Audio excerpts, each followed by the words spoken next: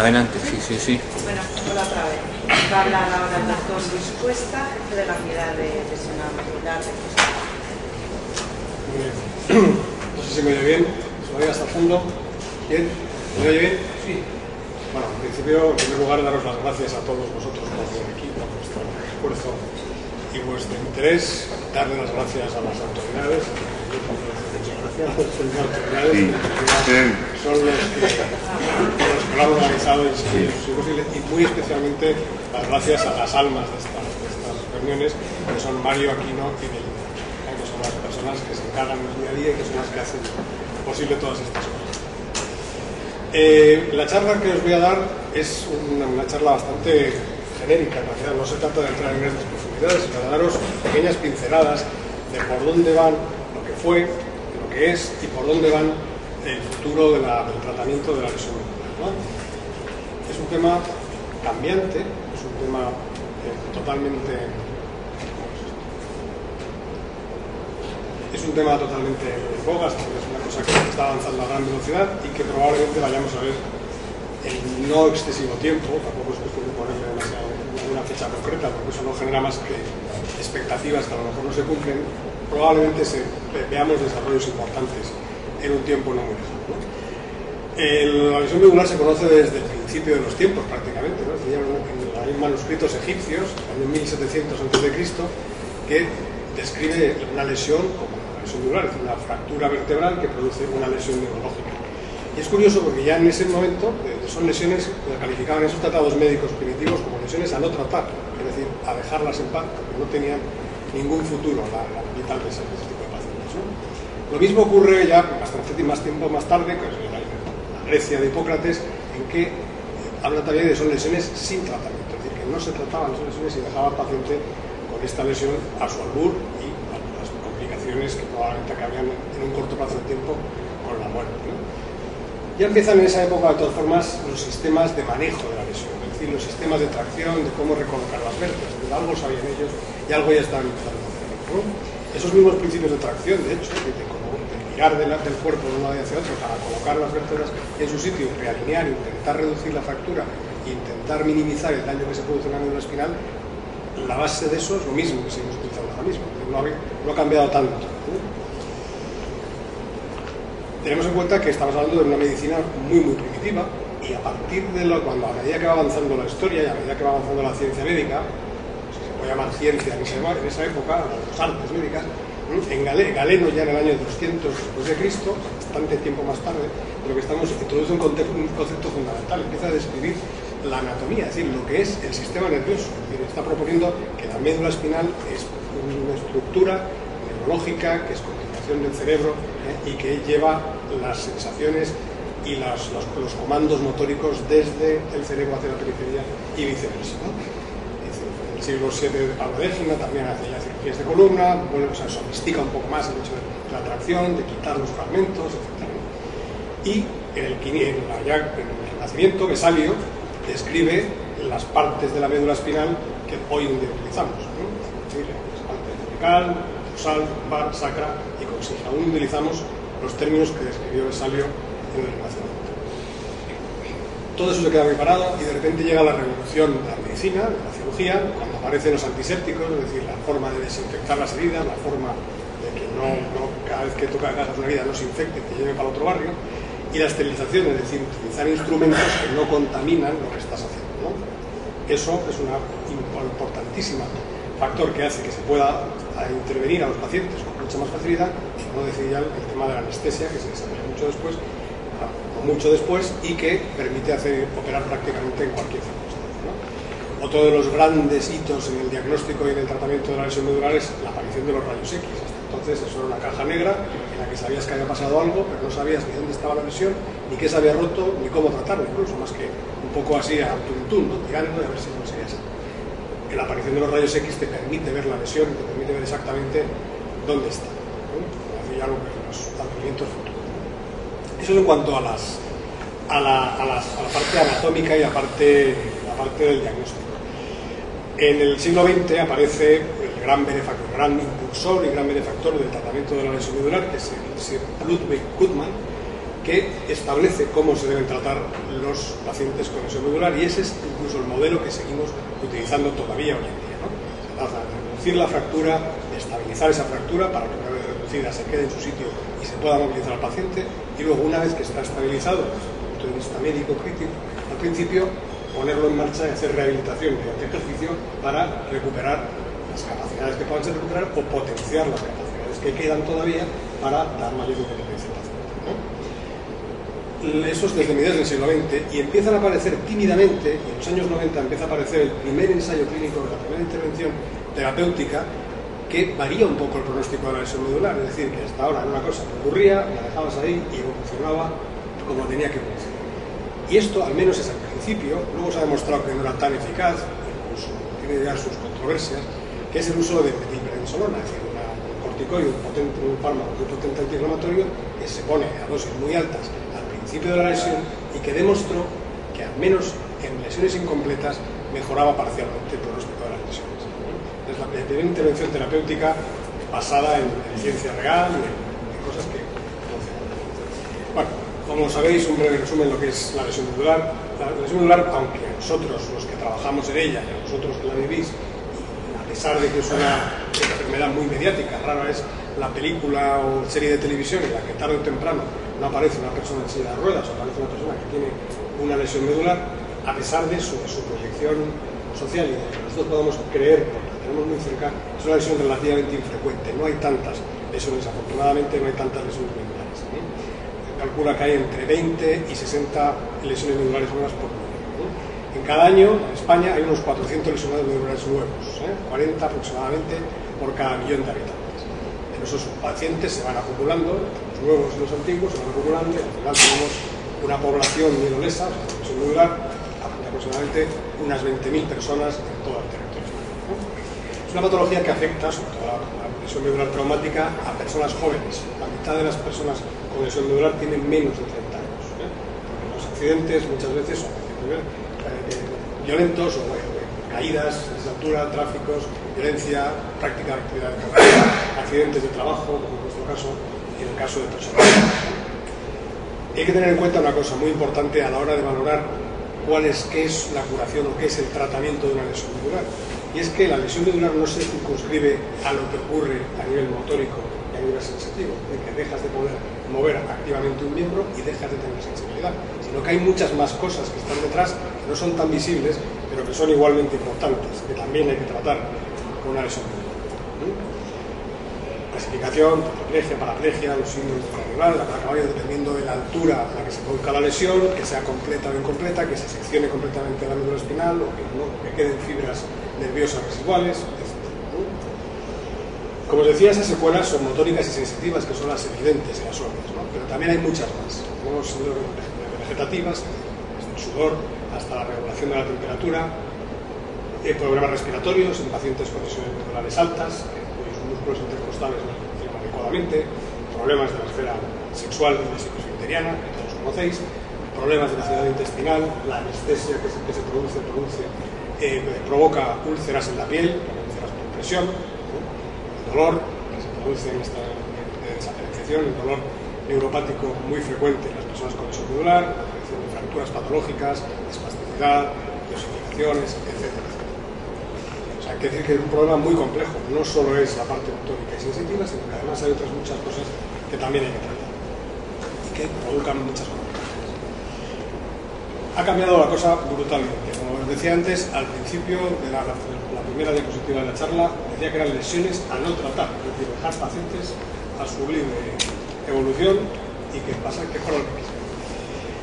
Hasta mediados del siglo XX, la supervivencia de los pacientes con lesión medular era de pocos años, en realidad, porque las infecciones urinarias y respiratorias y la insuficiencia renal crónica que se producía por esas infecciones urinarias repetidas acababan produciendo la muerte precoz del paciente. En el momento en que apareciera no solo la forma de tratar de Guttmann, como hablábamos antes, la aparición de los antibióticos, una cosa como es esa, cambia radicalmente el pronóstico de las infecciones urinarias y hace que las insuficiencias renales se produzcan en mucha menor medida y que no peligre tanto la vida del paciente. Hasta el punto de que en el último medio siglo, en estos últimos 50 años, el aumento de la supervivencia de los pacientes con lesión medular es de un 2000%. Nada menos. ¿no? Es decir, parece que la ciencia se avanza, que es una barbaridad y todo el mundo vive más. No, o sea, todo el mundo vive más, pero en la población sin desigualdad el aumento de la supervivencia es de un 30%, nada más. Es un 2000, un cambio radical. La expectativa de vida, por lo tanto, de un paciente con una lesión medular es aproximadamente 85 o un 90% de la esperanza de vida de una persona con las mismas características o de la misma edad que no tuviera una lesión. Y uno de cada 4 lesionados medulares lleva ya, de esos 20.000 que hablábamos antes, lleva ya más de 20 años con la lesión. El tratamiento es de las consecuencias médicas y sus complicaciones, respiratoria, la vejiga, el intestino, es decir, todas esas cosas que hemos hablado antes y que tienen su tratamiento específico y que muchos de vosotros habréis sido sometidos a ellos. ¿Y qué ofrece la rehabilitación? Estamos hablando del tratamiento actual y del enfoque actual del tratamiento, ¿no? Por un lado, los tratamientos médicos y farmacológicos contra el dolor, contra la espasticidad, contra las infecciones urinarias, de pastillas que uno toma, la enfermería de rehabilitación, importantísima en el manejo, sobre todo inicial, de estos pacientes, la terapia física, la fisioterapia, la terapia ocupacional, el equipo multidisciplinar que solemos tener las unidades de lesiones medulares, que integran también psicólogos, trabajadores sociales. Todo ese equipo es el que conjuntamente maneja al paciente con lesión medular y trata sus problemas. El ejercicio terapéutico o clásico se trata de determinar qué nivel de lesión tiene, qué capacidades funcionales tenemos, qué podemos sacar provecho de lo que se ha quedado estropeado y cómo podemos potenciar lo que sigue indemne para conseguir una mayor independencia para movilizaciones, para transferencias, para las marchas, para conseguir lesiones medulares más o menos bajas, una marcha con ayuda de aparatos o con otras cosas como después veremos, etc. Hay cosas no pequeñas, de gran importancia, como son los productos de apoyo y ayudas técnicas, que es lo que están valorando ahora nuestras compañeras Vicky Pilar, de las terapeutas ocupacionales, que son de una enorme importancia para otorgar un plus muy importante en calidad de vida y en independencia. Curiosamente, del ejercicio terapéutico, es decir, lo que aplicamos todos los médicos rehabilitadores, lo que prescribimos como tratamiento, de hacer ejercicio, activos, asistidos y resistidos, concéntricos y excéntricos, de verdad y tal. Pues resulta que lo que utilizamos todos los días, a todas horas, es evidente que debe funcionar, porque la gente sale adelante y fortalece la musculatura, pero curiosamente en la literatura científica no hay prácticamente ningún estudio real, contrastado, que valore la eficacia, curiosamente. Bueno, no quiere decir que funcione, quiere decir que no hay estudios que se hayan dedicado a valorar. Fijaros hasta qué punto nos despistamos. Hay una serie, en cuanto al ejercicio, los entrenamientos, que habéis oído alguna vez, el Comat, y algunos artilugios parecidos que consisten en colocar al paciente de un arnés y hacerle andar e inducirle patrones de marcha en sobre una cinta roja. Bueno, es un producto grande, necesita muchísimo espacio, necesita muchísimo tiempo, tiene un precio exorbitante y la verdad es que los resultados funcionales y los resultados de ese ejercicio no son tan llamativos. La electroestimulación es otra de las cosas que utilizamos. Se utiliza clásicamente para la prevención de la trombosis venosa, para el tratamiento de las úlceras por presión, mantener el trofismo muscular. La electroestimulación son los electrodos que se colocan en los músculos y se produce una maquinita que da una corriente eléctrica y que produce unas contracciones involuntarias dirigidas desde fuera de esos músculos, ¿no? Sí que es verdad que tiene una serie de ventajas, aumentar la fuerza de su músculo paralizado, aumentar el volumen y la masa muscular, disminuir el colesterol mal, aumentar el colesterol bueno, disminuir el colesterol malo, mejorar una serie de parámetros metabólicos que están bien, que no son despreciables, desde luego. Dentro de ese concepto de la estimulación eléctrica, hay lo que se llama la estimulación eléctrica funcional, que consiste en acoplar esos electrodos que están instalados o colocados sobre determinados músculos del paciente y, mediante un ordenador, mediante un sistema informático, alternarlo y hacerlo más complejo. En teoría se hace, de hecho, se consigue que un paciente se pueda poner de pie de unos cuantos pasos a base de contracciones dirigidas por un ordenador y haciéndolas que tenga la secuencia adecuada, ¿no? Para levantarse, para meterse en pie, etc. El problema de todo esto es que es otra vez un sistema muy complicado de poner, no es grato para el paciente, muchas veces produce dolor. Hay algunos sistemas comerciales que están disponibles, pero los resultados no son tampoco demasiado brillantes. Es decir, lo que se consigues en un paciente que camine seguidamente en un entorno ideal, en un entorno sin barreras arquitectónicas, con todas las facilidades, con un fisioterapeuta al lado, etc., no son más de media que de 52-53 metros, que no es mucho, 53 metros probablemente no llegues a la entrada de este pasillo y un poquitín más, muy poca distancia. Y la velocidad es realmente lenta, son 0,15 metros por segundo de media de velocidad, es una marcha muy lenta, poco eficaz, muy cansada para el paciente y además de poca distancia. Entonces eso es lo que tenemos aquí. La mano en la electroestimulación no es poco. Hay un par de sistemas como es Freeman y el Nicolot que consisten en sistemas que permiten utilizar mejor una mano. En una persona con una tetraplegia, una persona que es incapaz de manejar una mano, donde no hay nada, un poco es mucho. Es decir, que si tú eres capaz de agarrar un vaso, eres capaz de llevarte algo a la boca o de rascarte la nariz, cuando no lo podías, esa pequeña diferencia que puede parecer trivial, desde luego muchas veces no lo es. Y la mano es una de las cosas que se ven beneficiadas por estos sistemas de electroestimulación. Hay otros sistemas de electroestimulación clásicos, que vosotros veis, no sé, que son los electroestimuladores sacros para mejorar la micción, electroestimuladores también para mejorar la placer intestinal, los electroestimuladores diafragmáticos para lesiones medulares muy altas que tienen paralizado el diafragma y que necesitan una especie de marcapasos para que respire y que impulse el diafragma para hacer respiraciones espontáneas.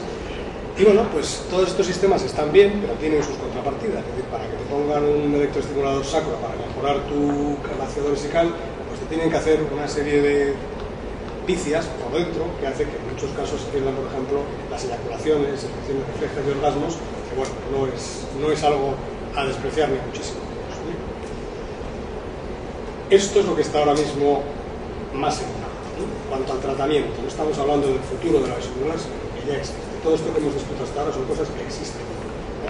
Los exoesqueletos robóticos son como los aparatos de marcha, más o menos, mal comparado, que algunos de vosotros habéis utilizado, solo que acoplados a una serie de sistemas, de servos, de motores y un ordenador que lo dirige, que te permite colocarte ese exoesqueleto, te lo colocas y te permite caminar autónomamente, te permite subir y bajar escaleras, te permite sentarte y levantarte un poquito, etc. Esto es ahora mismo, esto existe.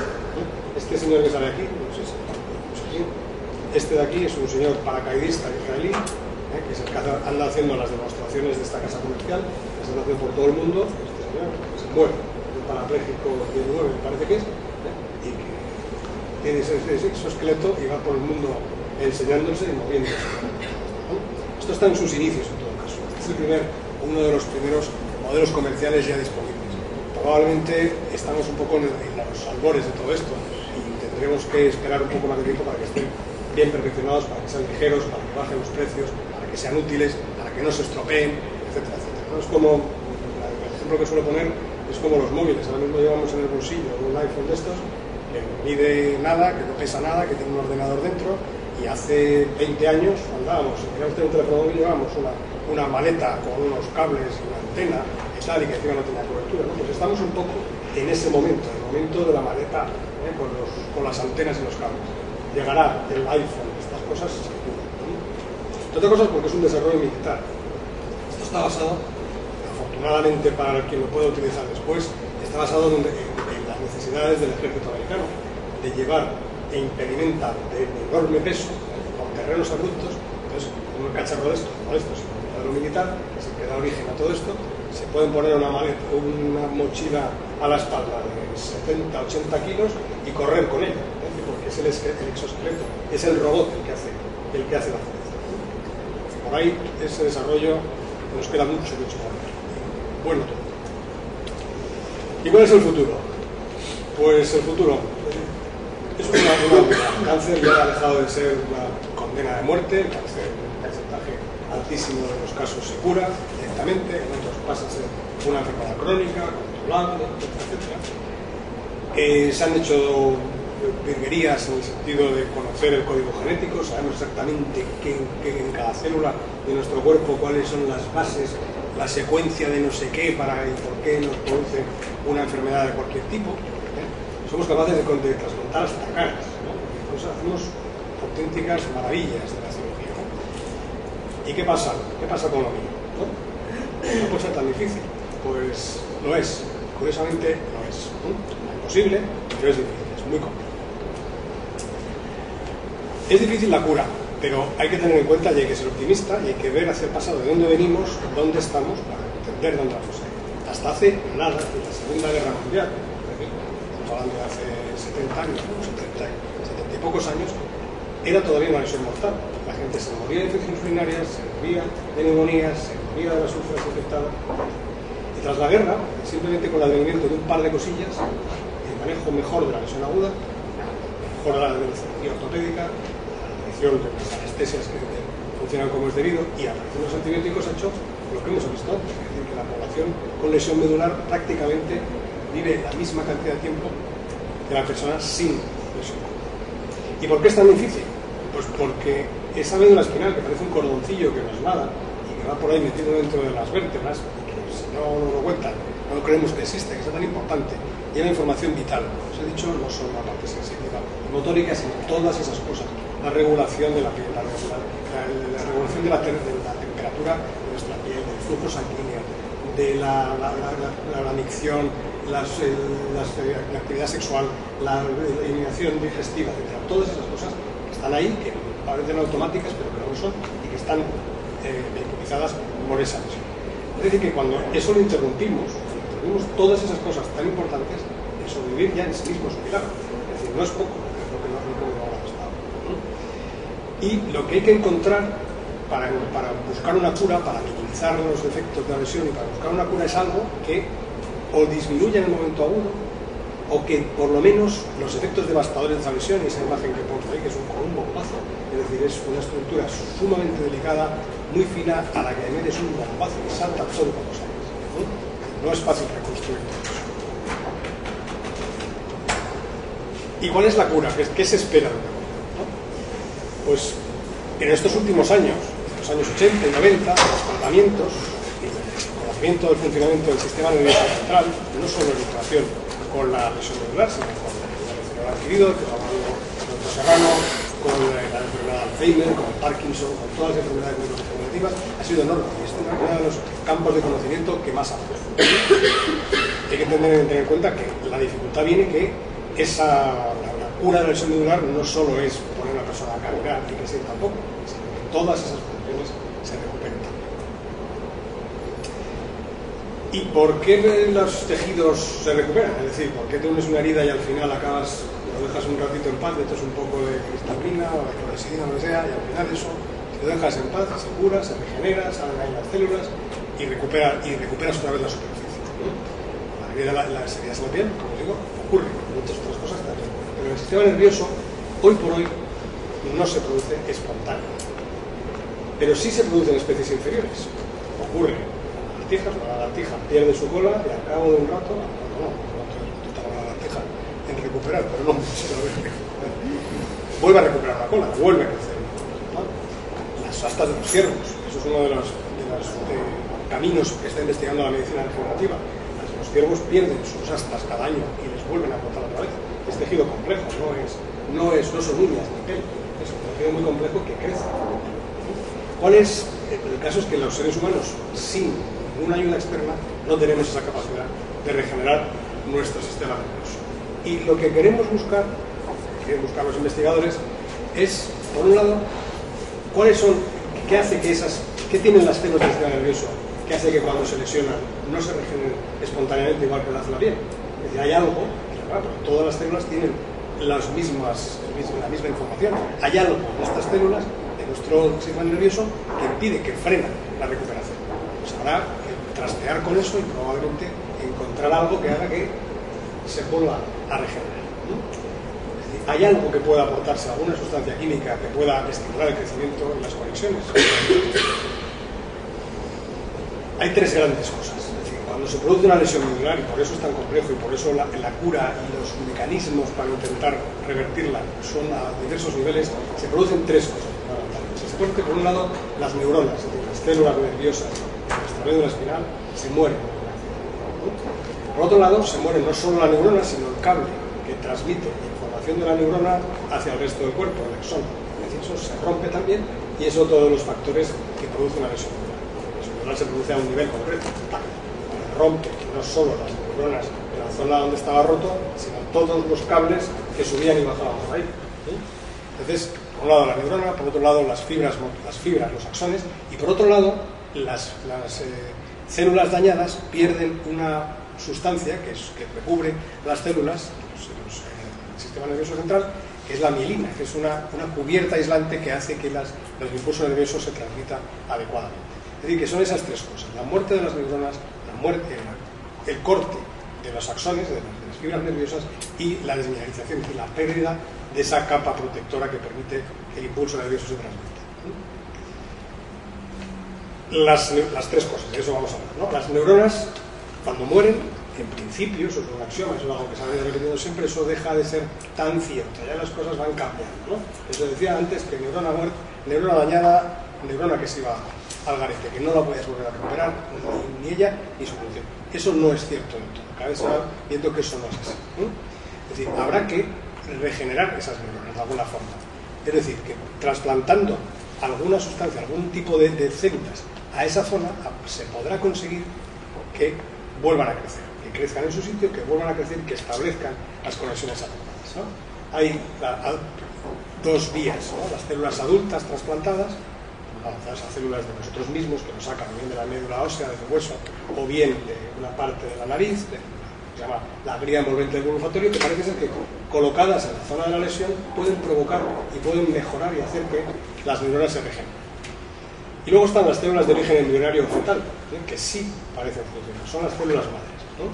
Esas células madre tienen cada vez menos, pero no son despreciables, una serie de problemas éticos, es decir, son células embrionarias de embriones que no han nacido, etcétera, tiene una serie de connotaciones éticas que algunas personas o en algunas circunstancias se puede frenar. De hecho, uno de los grandes frenos que ha tenido el desarrollo de la terapia con células madres ha sido la administración americana previa. Los americanos son los que invierten, los que hacen investigaciones, los que hacen de todo, y la administración anterior del Partido Republicano, otra ideología más distinta de esta forma, pues esto es una cosa que tenía vetada, que tenía muy paralizada, ¿no? Esto ha cambiado, la administración de Obama lo ha cambiado. Y también tiene una serie de problemas de rechazo, es una sustancia trasplantada que colocas, que puede dar problemas, aparte de que puede crecer incontroladamente, que podría producir tumores, quién sabe. Pero en eso estamos, ¿no?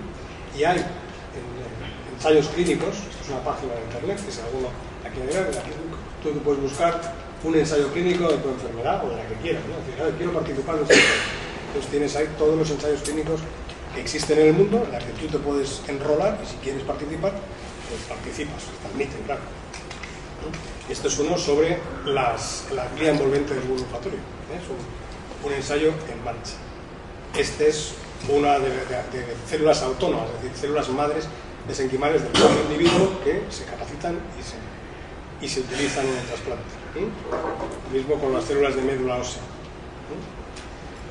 Hemos visto, como decía, que hasta ahora era un axioma inamovible, la neurona que se muere no se recupera. Pues parece ser que no. Hay algunas células que no son neuronas propiamente dicho, sino las células de soporte que si las estimulas convenientemente y adecuadamente se pueden llegar a convertir en neuronas nuevas adultas que quizás establezcan las conexiones adecuadas.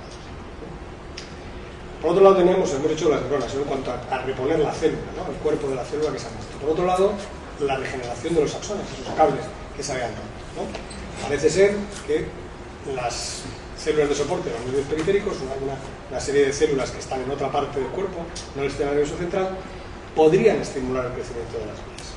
Las de la médula del cerebro probablemente no, pero las de los nervios periféricos parece ser que sí. Si trasplantas esas células propias en otra parte del cuerpo, provocan el crecimiento de los axones, las colocas dentro, pues a lo mejor puedes conseguir que empiecen a funcionar. Por otro, una remilinización, esa capa de aislante que os decía que permite que el impulso nervioso se traslade a y se traslada a mayor velocidad. Los nervios periféricos, o por otra vez, las células de soporte producen esa sustancia, pero en el sistema nervioso central no. Las células de nuestro sistema nervioso central, cuando pierden la mielina, no se remilinizan. No tienen la capacidad de volver a generar esa cubierta aislante. Si colocas las células que sí lo producen de fuera, las colocas dentro, pues a lo mejor se regenera esa vaina de mielina, no es a lo mejor, estos son ensayos clínicos, hablando coloquialmente, pero estos son cosas que están en son ensayos clínicos basados en estas técnicas, ¿no? En estos conceptos. Y vamos al final. ¿Cuál es la dirección futura? Pues todo esto, como veis, aquí esto es una mínima pincelada, una cosa, andar por casa, pues a los hoteles, pero vamos, para lo siguiente, muy ligerito. Esto está moviéndose a gran velocidad. Y las direcciones futuras, el futuro es claramente prometedor, ¿no? Pero tenemos que tener muy claro siempre una cosa, que necesitamos una evidencia científica, es decir, que las cosas que se apliquen estén basadas, por un lado, en ensayos clínicos, en experimentación animal, que haya funcionado. No vayamos a coger ahora y poner una célula que parece que funciona, pero es que al cabo de 2 años todo el mundo está lleno de tumores, por ejemplo, que te llevan al otro barrio, te intentas curar la lesión medular y acabas teniendo tumores, por ejemplo, ¿no? Y luego que tenga sentido, es decir, que hay cosas que tienen que tener sentido fisiopatológico, es decir, no sé si vosotros creéis, pero no voy a meter en ese tema, a lo mejor es un jardín importante, pero la homeopatía no tiene sentido. Es decir, no puedes tratar, no debes plantearte que porque des agua, ¿no?, vas a mejorar algo, ¿de acuerdo? Otra cosa son los efectos placebo y otras muchas cosas. Pero tiene que tener sentido clínico, es decir, yo voy a hacer una cosa que la he estudiado en el laboratorio, que le he visto que esto debe funcionar porque funciona por esto, lo he colocado, he experimentado con animales, he comprobado cómo funciona, mejora clínicamente, ¿no? Es decir, y una cosa muy importante, que no te empeore la lesión, que no te empeore, que no te buscan tumores, pero que tampoco te empeore tu propia lesión, ¿no? Y ha habido un caso, algunos de vosotros, además estáis relativamente cerca geográficamente, no es el que estáis pensando, sino otro anterior, que en Portugal se dedicaba a operar a todo lesionado de dolor que le apareció por ahí, con informaciones anecdóticas al final de que mejoraban un poco, que tal, que cual, el que no sentía nada parecía que sentía un poquitín la pierna, y el otro tal, pero con mejorías poco relevantes desde el punto de vista funcional, no mejoraban nada, o sea, mejoraba, pues eso, que dices que sientes un poco más, pero eso no te hace caminar mejor, ni te evita quemaduras, ni te evita otras progresiones. Y este hombre se emocionó y empezó, antes trataba a pacientes con lesiones completas y luego no pasaba nada, el animal ya estaba hecho, con lo cual, vale. Pero es que se empezó a emocionar y empezó a tratar lesiones incompletas y en más de un caso el paciente empeoró, ¿vale? Y que hay que ser cauto, hay que meterse en jardines de los que sabes más o menos dónde estás, con gente seria, con gente formal, y que tengas claros los protocolos, y que tengas grupos de control. Y ahí se producen mejorías espontáneas, sobre todo en lesiones agudas. La evolución de cada paciente puede ser muy distinta. Tienes que tener a unos a los que le estás ofreciendo tratamiento y otros que están siguiendo la vía normal y comparar si el tratamiento realmente hace o simplemente fruto o del azar o de la evolución natural de la enfermedad, ¿no? Y medir los resultados. Es decir, no basta con decir, es que el paciente parece que mueve un poco más el pie. No, vamos a ver, en la lesión medular, el grado de independencia funcional está perfectamente, hay un montón de escalas de medición que permiten saber y medir el cambio, medir las diferencias que se producen después del tratamiento. Es decir, hay que hacerlo adecuadamente y medir bien los resultados. Y como resumen, os digo que el daño, como habéis visto, es tremendamente complejo, es un daño devastador y la respuesta que se produce ante ese daño es tremendamente compleja. Probablemente la cura no venga de una sola cosa, sino que venga de varias combinaciones, analizar lo que se produce en el principio de la lesión medular y luego actuar a los distintos niveles de los que estamos hablando, ¿no? Con cierta frecuencia aparecen avances científicos, ¿no? Son avances que son eso, científicos, que aparecen en la célula. Pero no son avances clínicos. Una cosa es que un señor en un laboratorio haya conseguido que una célula haga lo que le parezca que tenga que hacer en ese momento, y otra cosa es que esa célula puesta en una persona se comporte de la misma forma y que además eso que ha hecho la célula nueva, que se comporta de esa forma, tenga una trascendencia clínica. Es decir, que el paciente se mueva mejor, que el paciente mejore su calidad de vida, etc. De lo científico a lo clínico hay un techo a veces muy grande. Tenemos que ser cada vez menor y bueno, las ciencias avanzan rápido y la traslación del laboratorio a la clínica se tiende a ser más rápido, pero también hay que tener seguridad de lo que se hace. Y no te puedes lanzar a la aventura a hacer cosas que pueden ser perjudiciales. Y esto es muy importante. Esto es muy importante. Yo llevo en esto 20, los años que llevo, ¿vale? Y he pasado por todas estas fases. Rusia, Cuba, México, China, Portugal, que es el que estábamos hablando, y últimamente estamos aquí cerca de un sitio, ¿no? Que supongo que habréis oído hablar, es Contra, Cacheiras, todo eso. Bueno, veremos a ver, tampoco me atrevo a ser demasiado contundente, pero lo que veo, por lo menos en lo que a ellos respecta, tampoco me gusta. Es un viaje largo, y es un viaje que cuesta mucho dinero. Este de Portugal que os contaba costó hasta 3.000, no sé si eran 30.000 euros la cirugía, ¿no? Una cantidad importante, que no sirvió nunca para nada y que, bueno, sirvió para mejorar la cuenta corriente del señor, evidentemente, ¿no? Hay que saber que los avances científicos serios, los avances científicos de verdad, se publican en las revistas que todos leemos. No hay nadie que tenga ningún secreto guardado debajo de un cajón, ¿vale? Se producen en revistas generales de ciencia, como son Nature y Science, que son, cuando hay un avance en células, en regeneración celular importante, va a aparecer en ese tipo de revistas, pero luego en las revistas propias nuestras, de nuestra especialidad, nuestro ámbito de trabajo, como son Spinal Cord, Endocrinology, etcétera, etcétera, ¿no? Se publican en revistas que están revisadas, los artículos están revisados por pares, ven si eso tiene sentido, si lo tiene. Es decir, no puede publicar cualquiera ni cualquier cosa, sino que lo que se publica tiene que estar bien contrastado. Estos son todos. Y que sepáis esto, los tratamientos eficaces, los que son eficaces en Europa, y al menos por ahora, quién sabe lo que va a pasar, que creo que nos van a rescatar, con lo cual todo esto se va a acabar, los programas van a acabar. Por ahora lo pagan los servicios públicos de salud, los sistemas públicos de salud, o el sistema público propiamente dicho, o los que trabajamos al lado del sistema público de salud. Siempre lo pagan. Y hay una cosa evidente, es decir, si hubiera un remedio maravilloso que se hubiera inventado en un sitio, de luego no veríamos ricachones en sillas de ruedas.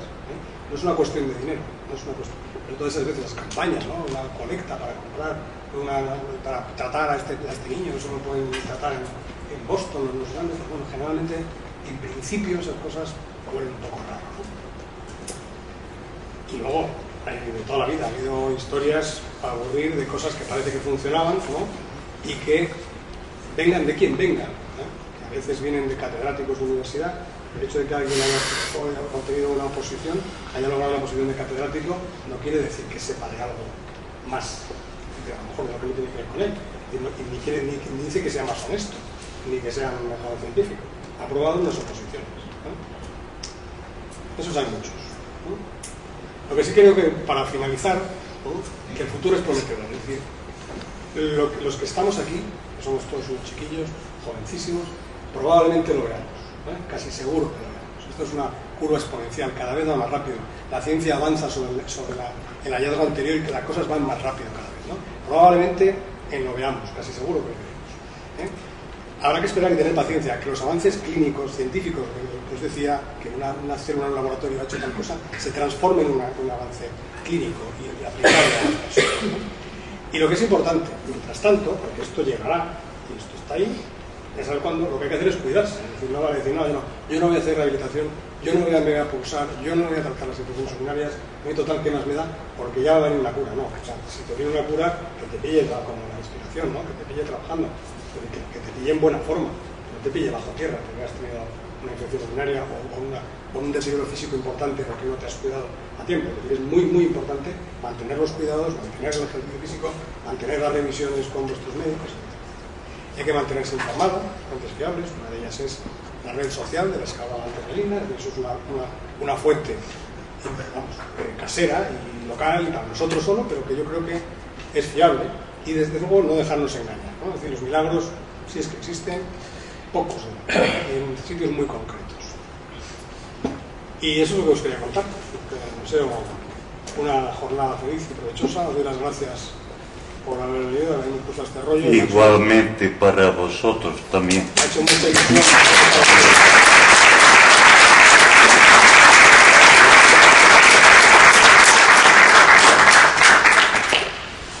Si queréis preguntar o contar algo, pues es un buen momento.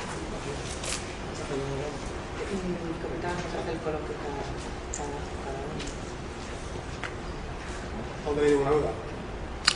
El que no se atreva aquí cuando estemos comiendo también está dispuesto a contestar. Entre bocado y bocado. Lo que es verdad, el doctor Cuesta, es que las pobres ratas están machacadas, ¿eh? ¿Verdad? Es una cosa, es una noticia tras otra de ratas y ratas y ratas que caminan, que vuelan, que todo, pero eso es lo científico, ¿no? Que no llega a lo clínico. Vamos a ver, la rata es un animal pequeño, no es lo mismo que la experimentación con animales pequeños que con animales grandes. Nosotros somos unos más grandes que otros, somos animales grandes. Y en segundo lugar, las ratas son cuadrúpedas, ¿no? Es decir, las ratas se mueven con 4 patas, reparten toda su capacidad de andar en 4 patas. Nosotros somos bípedos, ¿no? Es decir, que no es del mismo patrón. Las ratas sí son, de acuerdo con la guía envolvente del bulbo olfatorio, al principio estaban muy en Ramón Cueto, hacían andar a las ratas y trepaban por las... Los vídeos andan por todos lados. Espectaculares. Sí. Pero son cuadrúpedas. Hay una cosa que yo no había caído nunca cuando hablas de estas cosas, pero cuando tú regeneras algo, ten cuidado con lo que regeneras, porque no regeneras fibras nerviosas que transmiten dolor. Es decir, que te estás metiendo algo, estás pegando un poquitín con fuego. Pues si no te dolía, a lo mejor estás dándole un toquecito que pasas a tener dolor. Es todo es delicado, todo es... Hay que tener paciencia. Doctor Cuesta, el otro día, bueno, un amigo nuestro tiene un pequeñito, ¿no? Que le cierra el cráneo, muy deprisa. Y vino aquí a pelear por favor, pero le quería 25.000 euros sin garantía ninguna. Yo, mira, Fotra es bien al caso. También va a hablar el doctor Serrano de Fotra, vamos, a hormona de crecimiento, más que yo, que sabe mucho más de esto. Pero Fotra tiene ahora mismo en marcha un ensayo clínico. Un ensayo clínico en el Hospital Nacional de Parapléjicos de Toledo, bien diseñado. Es decir, 75 pacientes creo que son, ¿no? O sea, tiene por rama, 75 pacientes por rama, de uno con intervención, otros con control, de pacientes con lesiones incompletas, que siguen una serie de criterios, etc. Y que se van a medir con ese ensayo está en marcha. Bueno, digamos, pongamos en su haber que se han atrevido a hacer eso. Sí, vamos a hacerlo, venga. Creemos que funciona, creemos que esto va bien, vamos a ponerlo en test, ¿no? Vamos a ponerlo a prueba, vamos a hacer un ensayo clínico bien diseñado. Y en ello está. Y yo esperaría a que acabe ese ensayo clínico y analizarlo bien para tomar una decisión, digo, mental incluso, o sea, de opinión formada y firme sobre ese tratamiento. Sobre ese ensayo que usted habla, yo he estado en Toledo, he hablado con uno de los científicos americanos que participan en ese ensayo, y varios doctores ya de una edad... No la mía, sí. Me han dicho a mí que ni loco, con mi edad, me atreviera a meterme en ese ensayo. Una que ya no me cogían por ser una lesión completa. Y otra dijo, chiquillo, tú de momento aguántate y espera, porque... Me parece sensato, pero en todas casos porque no es un tratamiento de lesiones agudas, es un tratamiento de lesiones crónicas. Con lo cual no pierdes nada por esperar un par de años, cuando se pierdes 2 años, evidentemente, ¿no? Si eso funciona, cuanto antes mejor. Pero tampoco perdamos el tiempo haciendo algo que no funciona. Realmente ellos, las esperanzas que tenían depositadas eran muy pocas, por no decir ninguna. O sea, yo tengo una opinión personal de ver la ciencia a donde yo llego. Con eso tampoco soy aquí un científico de todo, o sea, entiendo lo que entiendo, ¿no?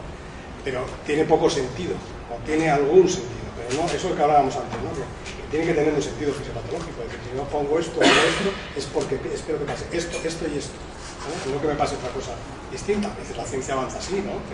La penicilina la descubrió Fleming porque había dejado ahí un cacho y se lo encontró por azar, ¿no? Te puede pasar, pero no es lo habitual, ¿no? No es lo habitual. Yo esperaría que se acabase ese ensayo clínico y se llegasen las conclusiones para tomar para hablar contundentemente con el clínico. Por ahora solo son impresiones personales, que son eso, impresiones personales. Pero no me gusta. Ya lo he dicho todo. Vale. Sí. ¿Algo más? Si me permitís, para que veáis la importancia que tiene no solamente para las mutuas, sino para todas las aseguradoras,